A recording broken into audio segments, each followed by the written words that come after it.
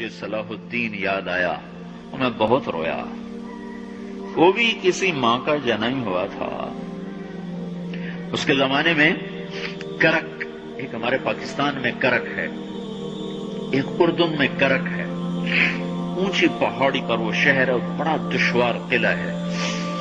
اس پر ایک حکمران تھا عیسائی، اس کا نام تھا ریجنالڈ. تو کرک کے قریب سے قافلے گزرتے تھے حج کے.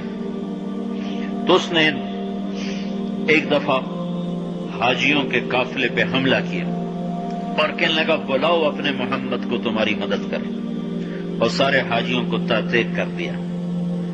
اور دوسری دفعہ اس نے بحری بیڑا تیار کیا اور مدینے پر حملہ کرنے کے لیے وہ بندرگاہ تک پہنچا ینبو کی، لیکن موسمی حالات سازگار نہ تھے تو واپس ہو گیا.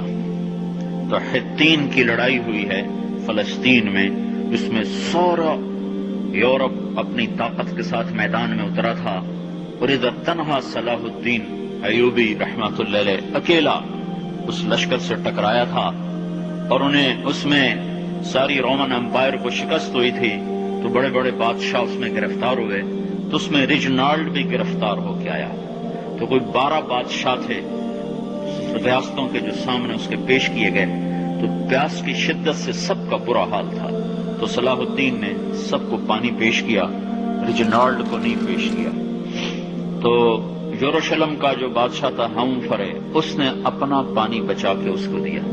تو صلاح الدین نے کہا یہ پانی تو دے رہا ہے، میں نہیں دے رہا ہوں. اسلام میں یہ ہے جب کسی کو پانی پلاؤ تو اس پہ تم ہاتھ نہیں اٹھا سکتے، یہ امن کی نشانی ہے. تو صلاح الدین نے فوراً اسے کہا یہ پانی تو نے دیا، میں نے نہیں دیا.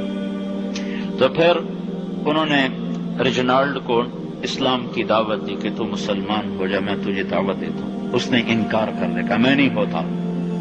تو انہوں نے کہا میں نے تیرے قتل کی 2 دفعہ قسم کھائی تھی. ایک جب تو مدینے پہ حملہ آور ہوا تھا تو میں نے قسم کھائی تھی میں تجھے اپنے ہاتھوں سے قتل کروں گا.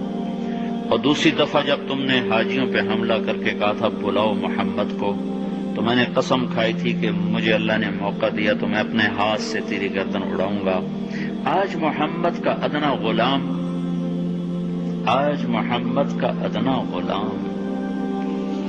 تیری اس بات پر یہ فریضہ ادا کرنے کے لیے آ رہا ہے. اور اپنی تلوار سے اس کی گردن اڑائی. وہ پیچھے لٹک گئی، پوری نہیں اڑی، پیچھے لٹک گئی. خوفناک منظر بن گیا. تو سارے بادشاہوں پہ کب کبھی تاری ہو گئی. تو صلاح الدین فرمانے لگے ہمارے مذہب میں یہ نہیں ہے، بادشاہوں کے ساتھ ہم بادشاہوں جیسا ہی سلوک کرتے ہیں. پر یہ حدود سے آگے چلا گیا تھا. اب مجھے یہ قصہ بھولا ہوا تھا، مجھے انہی حادثوں میں، انہی ہنگاموں میں وہ یاد آیا. تو بعد تنہائیوں میں بیٹھ کے بے بسی کے آنسو بہ جاتے ہیں، اور اس کے سوا کوئی چارہ نہیں ہے. ہماری ساری نسل موسیقی میں ڈوب چکی ہے. جو بدن سرتال پہ تھرکتے ہوں، جو بدن موسیقی کے اوپر ہلتے ہوں، رقص میں آتے ہوں، ان پہ کانٹے ہی اگیں گے. ان پہ صلاح الدین کا پھول نہیں اگ سکتا، ان میں محمد بن قاسم کے پھول نہیں اگ سکتے. بانجھ ہو گئی ہے ہماری نسل. یہ یورپ کا سحر جو چل گیا ہے، ہماری بے بسی ہے.